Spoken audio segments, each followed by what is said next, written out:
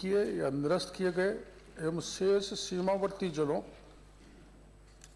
Bharatpur, Dholpur, D, Karauli, Sawai Madhopur, Kota में कोई शिकायत प्राप्त नहीं हुई। खंड 3, पूर्वी राजस्थान में से अन्य राज्यों में उर्वरकों के परिगमन तस्करी की कुल 4 शिकायतें प्राप्त हुई, जिसमें कुल 28.85 मैट्रिक टन यूरिया एवं 17.50 मैट्रिक टन एसएसपी उर्वरकों की जब्ती करते हुए संबंधित लोगों के विरुद्ध संबंधित थानों में 4 एफआईआर दर्ज कराई गई, जिसका विवरण परिशिष्ट 2 पर संलग्न है।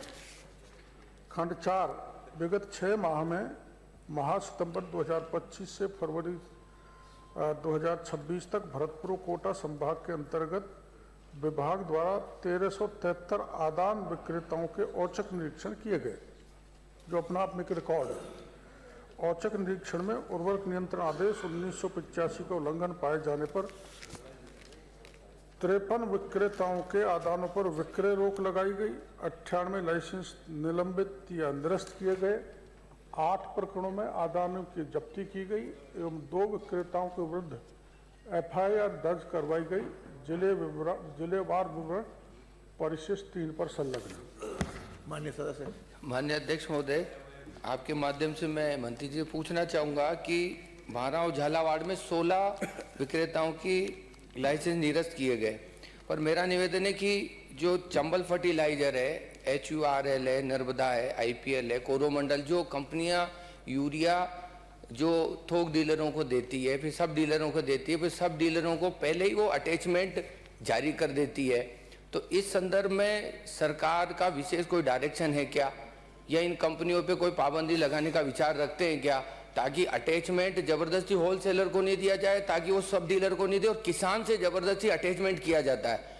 तो सरकार कोई इनके अटैचमेंट के विरुद्ध कोई ठोस नियम बनाने का, या ये जो कंपनियां इनको इनके प्रति कोई कार्रवाई करने का विचार रखती है, या सरकार का कोई आदेश है पहले से? माननीय मंत्री महोदय। माननीय अध्यक्ष महोदय, जैसा माननीय सदस्य ने पूछा है, जो अटैचमेंट खाद के साथ देते हैं विभिन्न प्रकार के, जो जिसकी किसानों को आवश्यकता नहीं होती लेकिन जबरन दे देते हैं, वो किसानों पे एक आर्थिक भार आता है। उस दृष्टि से राजस्थान सरकार ने विभाग द्वारा उर्वरकों के साथ साथ अन्य उत्पादों का विक्रेताओं द्वारा अटैचमेंट रोकने हेतु निरंतर विभागीय अधिकारियों, कार्मिकों एवं उर्वरक आपूर्तिकर्ताओं, विक्रेताओं को निर्देश जारी किए गए, कई बार निर्देश जारी किए गए, और विभागीय अधिकारियों, कार्मिकों को हमने नामजद ड्यूटी लगाई। प्रत्येक विक्रेता के पास हमारा अधिकारी उपस्थित रहते थे और उपस्थित रहकर वो वितरण कराते थे। इसके अलावा हमने उर्वरकों की उपलब्धता सुनिश्चित करने के लिए राज्य एवं जिला स्तर पर फर्टिलाइजर रेगुलेटरी टास्क फोर्स का गठन किया गया था। धरती माता बचाओ अभियान के तहत ये जो उर्वरकों का संतुलन उपयोग और जबरन अटैचमेंट, राज्य से बाहर परिगमन, अवैध विक्रय, कालाबाजारी, अनुदानित उर्वरकों का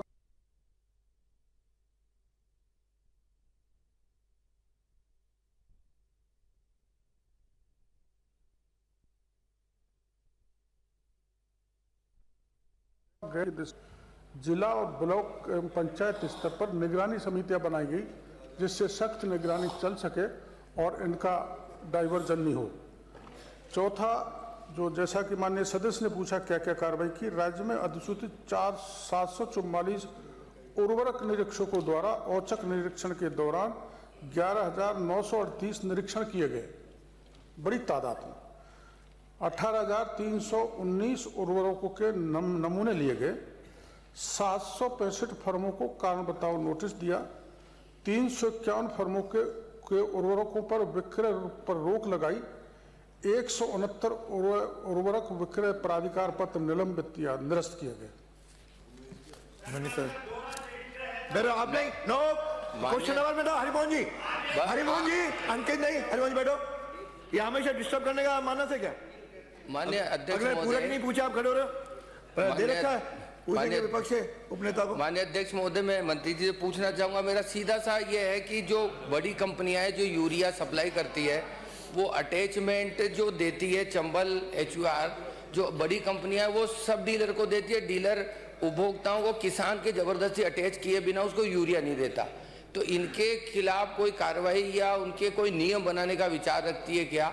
साथ ही मंत्री महोदय मैं पूछूंगा कि जो सीमावर्ती इलाका MP है, हमारा हरियाणा है या उत्तर प्रदेश है, तो जो कालाबाजारी होती है, इसमें क्या गृह विभाग या कृषि विभाग कोई कालाबाजारी रोकने के लिए कोई ठोस योजना बनाने का विचार रखते हैं क्या?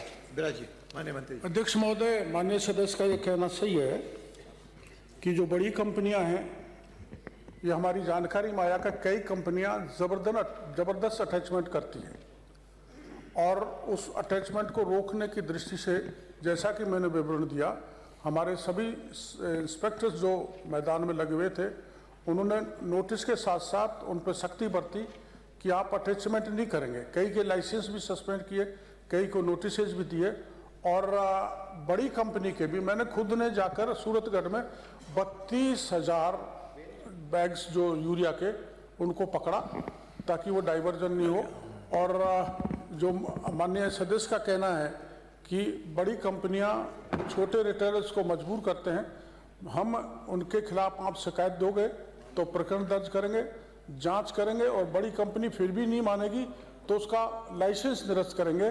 और भविष्य में हम प्रभावी कार्रवाई करने की दृष्टि से, जैसे अभी हमने 61 चेक पोस्ट बनाई थी सीमावर्ती जिलों में, उससे ज़्यादा चेक पोस्ट पुलिस का साथ लेकर बनाएंगे ताकि डाइवर्जन रुक जाए। अगला प्रश्न है। मैं आपके माध्यम से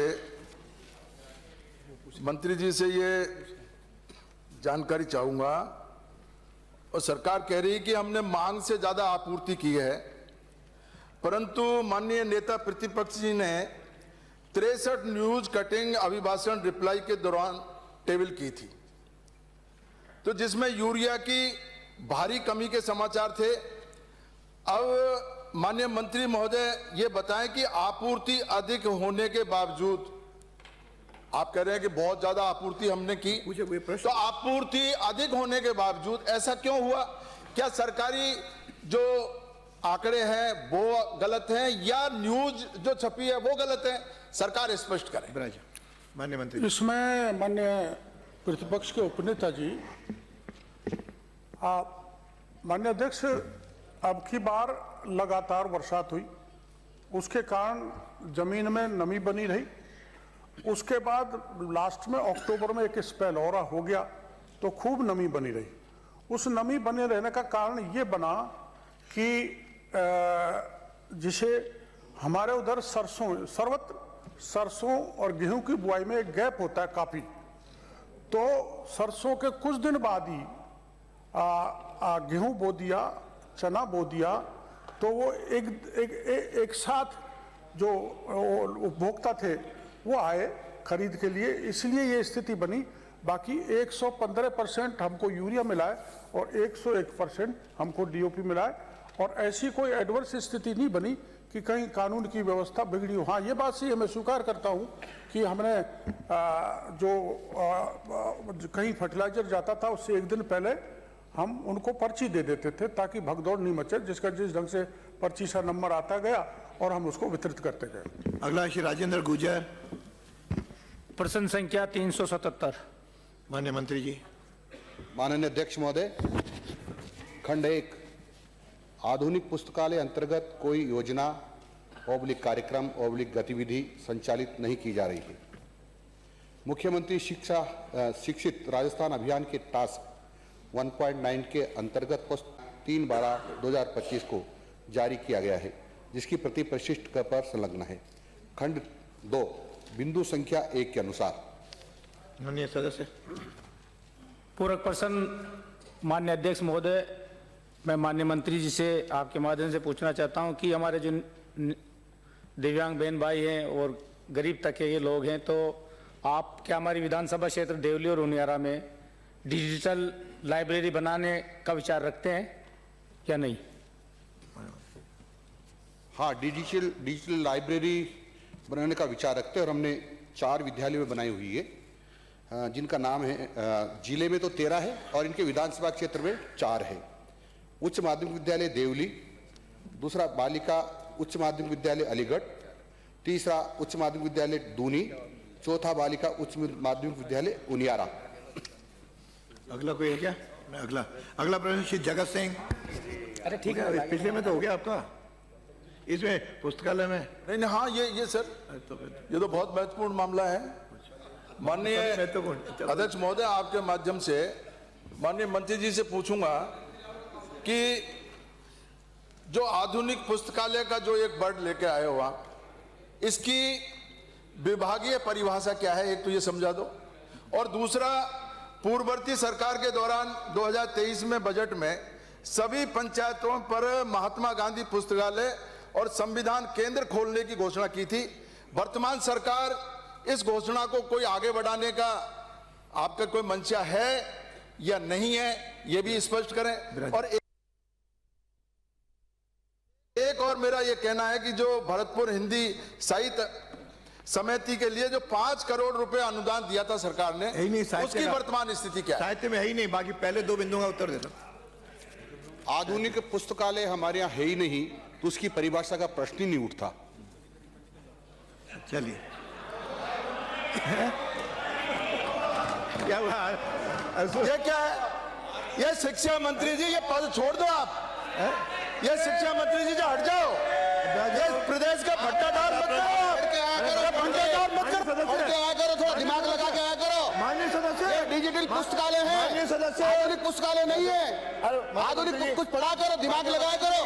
माननीय मंत्री जी विराज, माननीय सदस्य, ये बहस, इससे बहस नहीं होती। प्रश्न आपने पूछा, आपको असंतोष है, मुझे बताओ। अगला प्रश्न श्री जगत सिंह। श्री जगत सिंह, मुझे माननीय दोनों दलों से, सभी सदस्यों से जो प्रश्न लगाएं वो उपस्थित रहें। कल भी 3-4 लोग प्रश्न लगाने के बाद अनुपस्थित थे। इसको सुनिश्चित करें। ध्यान आकर्षण लगाएं, 295 हो या इस तरह का हो, तो पहले उपस्थित रहें। ये अनुपस्थित रहना उचित नहीं है। श्री उदयलाल बढ़ाना। प्रश्न संख्या 379। माननीय मंत्री जी।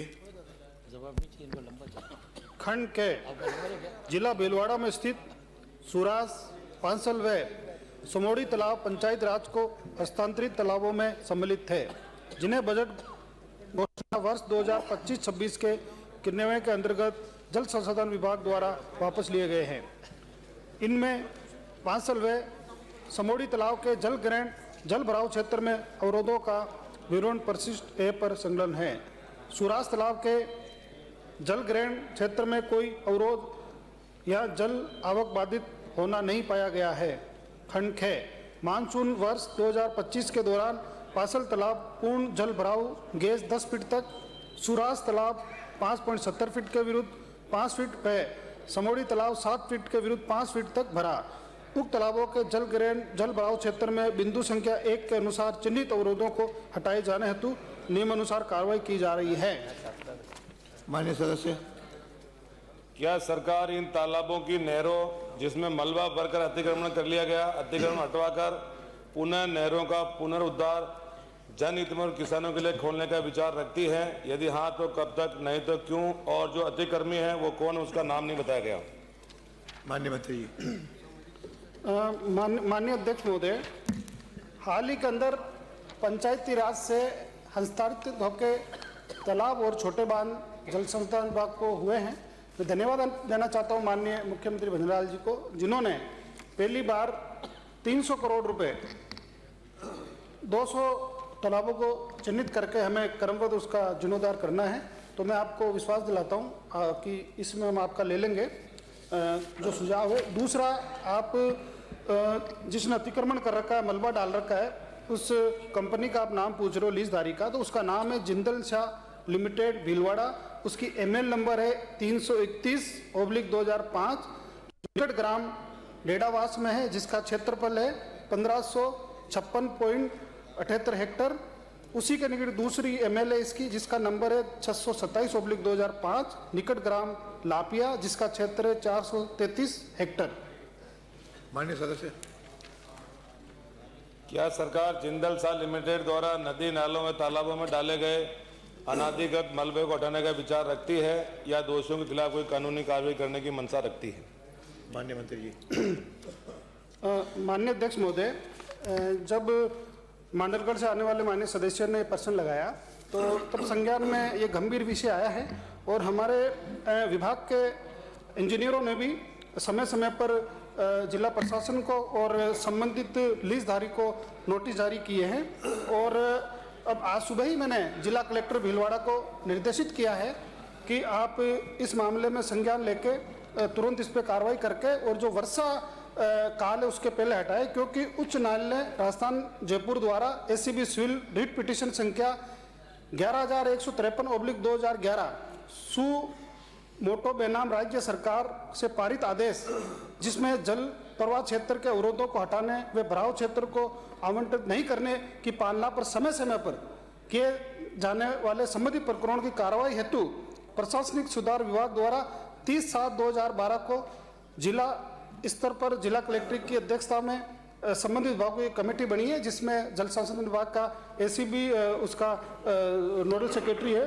तो मैं माननीय सदस्यों को विश्वास दिलाता हूं कि सूराज, पासल और समोड़ी बांध के भराव व भाव क्षेत्र में अतिक्रमण हटाने हेतु मैंने जिला कलेक्टर को सुबह निर्देशित कर दिया है और इस वर्षा काल से पहले हम इसको हटवा देंगे। अगला प्रश्न है भगवान राम सैनी। प्रश्न संख्या 380। माननीय मंत्री जी। माननीय अध्यक्ष महोदय, प्रश्न का खंड 1, सभी श्रेणियों के पात्र एवं सत्यापित पेंशन लाभार्थियों को माह दिसंबर 2025 तक पेंशन राशि का भुगतान किया जा चुका है। माह जनवरी 2026 के बिल प्रोसेस कर भुगतान हेतु कोषालय में अग्रेसित कर दिए गए। सामाजिक सुरक्षा पेंशन योजना अंतर्गत कुछ पेंशन लाभार्थियों की सत्यापन, स्वीकृति अथवा केंद्रीकृत भुगतान बिना मानवीय हस्तक्षेप के ऑनलाइन राज एसएसपी पोर्टल के माध्यम से संचालित है। विशेष ग्राम सभाओं में अनुमोदन उपरांत प्रथमतः रोकी गई पेंशन को अपात्रता के आधार पर निरस्तीकरण की कार्रवाई हेतु विभागीय आदेश जारी कर निर्देश प्रदान किए गए हैं। जारी विभागीय आदेश परिशिष्ट पर संलग्न है। उपरोक्त के अतिरिक्त पात्र व्यक्तियों को सामाजिक सुरक्षा पेंशन योजना में लाभान्वित करने के पेंशन द्वारा पेंशन निरस्तीकरण के कारणों से संतुष्ट न होने पर संबंधित पेंशन स्वीकृतकर्ता अधिकारी के स्तर से पात्रता जांच उपरांत पेंशन पुनः प्रारंभ की जाकर निरस्तीकृत अवधि का एरियर सहित भुगतान किया जाता है। माननीय सदस्य। मैं ये पूछना चाहता हूँ कि ये मान रहे मंत्री महोदय कि पेंशन रोकी गई, तो कितने माह बाद कितने महीने रोकी गई? दूसरा ये है कि इन्होंने बताया कई कारण बताए पेंशन रोकने के, तो ये बताने का कष्ट करेंगे जिन कारणों से पेंशन रोकना बताया है, ऐसे कितने व्यक्ति हैं और जिनकी संख्या कितनी है और किस आधार पर कितने माह तक पेंशन रोकी गई? माननीय मंत्री जी। माननीय अध्यक्ष महोदय, जैसा मैंने प्रश्न के खंड में बताया है कि माह दिसंबर 2025 तक की पेंशन का भुगतान हो चुका है। दिसंबर तक सिर्फ 4 करोड़ और 56 लाख रुपए ही 1100 करोड़ में से बकाया है, जो लगातार वेरिफिकेशन के कारण से रुका हुआ है। ये लगातार प्रक्रिया जारी है। अभी तक विभिन्न कारणों से पूरे राज्य में अभी तक 1,78,979 पेंशन का भुगतान रोका हुआ है। ये वर्ष 2021 से अब तक का। और मैं आपकी विधानसभा का बताता हूं, उदयपुरवाटी विधानसभा क्षेत्र में कुल 24 प्रकरण ही ऐसे हैं जिनमें पेंशनर्स का भुगतान रुका हुआ है। और अगर पूरे स्टेट की बात करें, जो 17-18 के बाद का अगर हम देखें तो 2,90,49 पेंशनर्स हैं, इनका हमने पुनः जिनके रोकी गई थी पेंशन उनको वापस हमने रीओपन कर दिया है। और झुंझुनू जिले में कुल 4,945 पेंशन प्रकरण जिनको पुनः हमने चालू किया था, जिसमें आपके उदयपुरवाटी के भी शामिल हैं। माननीय सदस्य। मैं ये पूछना चाह रहा हूँ कि आपने बताया कि 1,94,159 पेंशनधारियों को रोकी होगी, उनमें से 40,162 आपने चालू कर दिए। तो मैं ये पूछना चाहता हूँ कि क्या मंत्री महोदय ये बताने की कृपा करेंगे कि कैंप लगा, ब्लॉक स्तर पर कैंप लगा करके सारी कमियों को दूर करने के लिए कैंप लगा करके कैंप की मंशा रखती है, नहीं तो नहीं? माननीय मंत्री जी। माननीय अध्यक्ष महोदय, मैं आपके माध्यम से उदयपुरवाटी से आने वाले माननीय सदस्य को बताना चाहूंगा, ये जो पेंशन रोकी गई है ये सरकार के द्वारा नहीं, लेकिन जो पेंशन लाभार्थी उनके स्तर पर ई मित्र पर भी चेक की जा सकती है और स्वयं के जो एसएसपी पोर्टल है उस पर भी चेक किया जा सकता है। और ये लगातार प्रक्रिया जारी है। हमने 1,78,000 के करीब जो इसमें उत्तर दिया गया, उसमें से 40,000 का हमने रीओपन कर दिया।